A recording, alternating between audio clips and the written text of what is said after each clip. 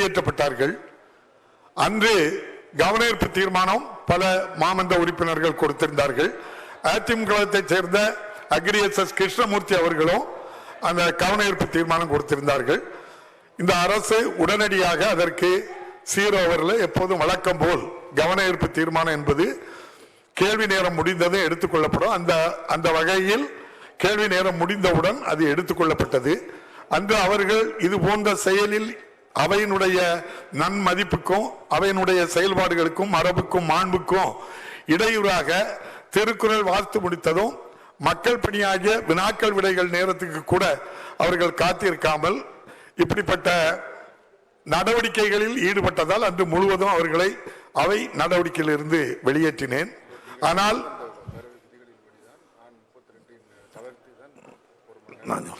அதுபோல நம்முடைய மாண்புமிகு முதலமைச்சர் அவர்கள் அந்த கவனஈர்ப்பு தீர்மானத்தில் அவர்கள் பங்கு பெற வேண்டும், அவர்களுடைய கருத்து இங்கு பதிவு செய்ய வேண்டும் என்பதற்காக கேள்வி நேரம் நடைபெற்றுக் கொண்டிருக்கும் போதே இடையில் மாண்புமிகு முதலமைச்சர் அவர்கள் என்னிடம் ஒரு கோரிக்கை வைத்து அவர்களை இன்று ஒரு நாள் மட்டும் அவையை விட்டு வெளியேற்றுவதை ரத்து செய்து இந்த கவனஈர்ப்பு தீர்மானம் அவை நடவடிக்கைகளிலும் கலந்து கொள்வதற்கு அவர்களுக்கு நீங்கள் ஆணையிடுங்கள் என்று கேட்டார்கள். அந்த அடிப்படையில் ஏற்கனவே கொடுக்கப்பட்ட அந்த தண்டனை ரத்து செய்யப்பட்டு உடனடியாக வாருங்கள் என்று சொன்னோம்.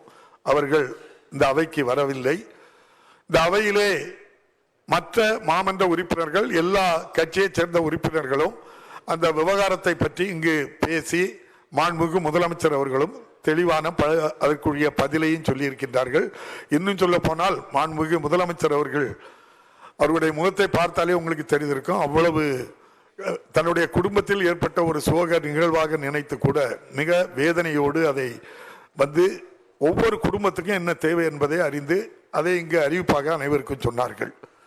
ஒரு கூட்டத்தொடர் நடைபெறும் போது ஒரு பொருள் குறித்து கவனஈர்ப்பு தீர்மானமோ எதையாவது தீர்மானம் கொண்டு வந்து அது எல்லோரும் பேசி அதற்கு முதலமைச்சரோ மற்ற அமைச்சர்களோ பதில் சொன்னிய பிறகு அந்த பொருள் குறித்து அந்த கூட்டத்தொடர் முழுவதும் பேசுவதற்கும் அனுமதி இல்லை.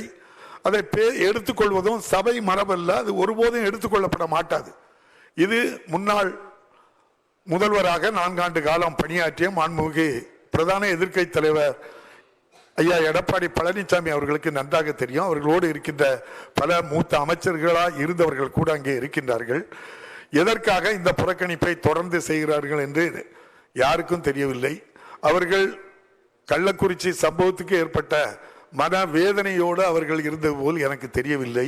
அவர்கள் இதை ஒரு அரசியலாக்க வேண்டும் என்று நோக்கத்தோடு தான் அவர்கள் இதை இந்த நம்முடைய மாமன்றம் சட்டமன்றம் நீண்ட நெடிய வரலாற்றுக்கு சொந்தமானது. நினைத்த நேரத்தில் நினைத்தவர்கள் எல்லாம் எழும்பி பேசுவதில்லை. அதற்கு விதிகள் இருக்கின்றது. அந்த விதிப்படிதான் ஒவ்வொரு நிகழ்வுகளும் நடைபெற்றுக் கொண்டிருக்கின்றது. ஆகவே அவர்கள் ஒத்திவைப்பு தீர்மானம் வேண்டும் என்று கேட்டால் அதை எழுதி கொடுத்து எங்களுக்கு ஒத்திவைப்பு தீர்மானம் இதில் பேச வேண்டும் என்று எழுதி தந்தால் அது டிஸ்கஷனுக்கு உட்பட்டு விதியை தளர்த்தி அதன் பின்புதான் ஒத்திவைப்பு தீர்மானமே பேச முடியும். அதுவே நம்முடைய மாண்புமிகு முன்னாள் முதலமைச்சர் எதிர்க்கட்சி தலைவர் அவர்களுக்கு தெரியாமலா இருக்கின்றது. அப்போ தெரிந்தும் வேண்டும் என்று இந்த அவைக்கு நடவடிக்கைகளில் இடையூறு செய்ய வேண்டும், புறக்கணிக்க வேண்டும், மாண்பை குறைக்க வேண்டும், மதிப்பை குறைக்க வேண்டும் என்பது தொடர்ந்து செயல்படுவது வேதனைக்குரியது. இதை வன்மையாக கண்டித்து இன்று ஒரு நாள் மட்டும் அவர்கள் இந்த அவை நடவடிக்கையில் ஈடுபடக்கூடாது என்று அவர்களை வெளியேற்றம் செய்திருக்கின்றேன். செய்திகளை உடனுக்குடன் தெரிந்து கொள்ள உடனே சப்ஸ்கிரைப் பண்ணுங்க.